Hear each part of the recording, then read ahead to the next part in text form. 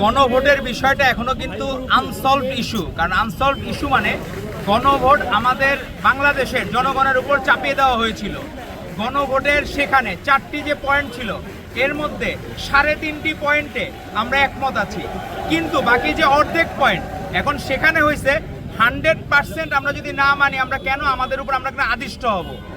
সংবিধান সংস্কারের জন্য যে কমিটি সেখানে বিরোধী দলীয় মতামত হইতে পারে যে তাদের অন্য কোনো অসৎ উদ্দেশ্য থাকতে পারে, যে তারা যদি আন্তরিক হইতো, ডিবেট হইতো, গণতন্ত্রের সংজ্ঞা কি সেখানে ডিবেট হওয়া লাগবে, সেই জায়গায় আলোচনা হবে, সমালোচনা হবে। আমি কোনো প্রস্তাবনা দিলাম, আমার প্রস্তাবনা প্রত্যাখ্যান হইতে পারে, কিন্তু সেখানে গণতন্ত্রের স্বার্থে আমরা সবাই মেনে নেব। কিন্তু সেই জায়গায় এই ওয়াকআউটের চর্চা, এটা মনে হচ্ছে কেমন জানি ফ্যাসিস্ট হাসিনার প্রেতাত্মা তাদের উপর ভর করেছে। তারা চায় না সংসদে হারমোনি থাকুক, কারণ গতকাল মাননীয় স্বরাষ্ট্রমন্ত্রী যে জবাব দিয়েছেন সেটা না শুনেই তারা অনেকটা জোর করে চলে গেছেন সংসদ থেকে।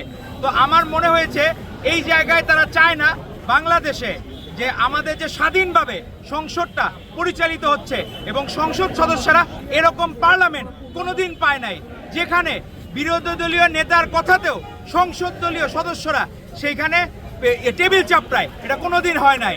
এর আগে অতীতে দেখা গেছে বিরোধী দল কথা বললে জীবনেও সরকারি দলের কোনো সংসদ সদস্য অ্যাপ্রিসিয়েট করতো না, কিন্তু এবারই প্রথম দেখা গেছে যে সেখানে বিরোধী দলীয় নেতার কথাতেও সংসদ দলীয় সদস্যরা বা সরকার দলীয় সদস্যরা তারা টেবিল চাপড়াচ্ছে, ভালো কথাতে অ্যাপ্রিসিয়েট করতেছে, এবং প্রত্যেকটা জায়গায় চেঞ্জ হচ্ছে। আপনি দেখেন যে আমাদের যে ওখানে সরকারি যে কমিটি, সংসদের যে সরকারি যে কমিটি, হিসাব নিকাশের কমিটি, সেটার প্রধান হয়েছেন বিরোধী দলীয় উপনেতা ডাক্তার তাহের সাহেব, উনি নিজে সেখানে প্রধান হয়েছেন সেই কমিটির। এটা কোনোদিন আপনারা শুনছেন যারা হেরে যায় তাদেরকে সেখানকার যে বাজেটের কমিটি হয়, সংসদের যে বাজেট কমিটির, সরকারি হিসাব নিকাশের কমিটি, এটা কোনো দিন বাংলাদেশের ইতিহাসে ঘটে নাই।